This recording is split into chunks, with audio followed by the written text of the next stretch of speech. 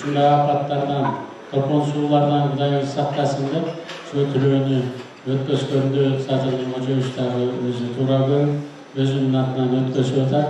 Чыгымдардын баарын дагы өзүнүн мойнуна алды.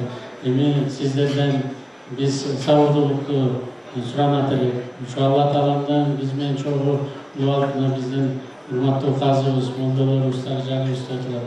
Ар кишилер дуба кылып, ушу биздин билип билбеген күнөөлөрүбүздү кечирип, арынан мээримдүү Алла Таалабыз биздин мээримин төгүп, мындан ары ушу жаш балдарыбыздын келечеги кең кылып, Кыргыздын ичинде, Кыргызстанда жашап аткан ар бир улуттун өкүлүнө ыйман берип, сабыр берип, баарыбыз бирдиктүү болсок, буюрса мындан дагы кыйын убакыттар башыбыздан өткөн, мындан ары дагы жакшы болот деген тилек, үмүттүү сиздер менен чогуу ушу Алла Таалага суранайлы деп келип отурабыз.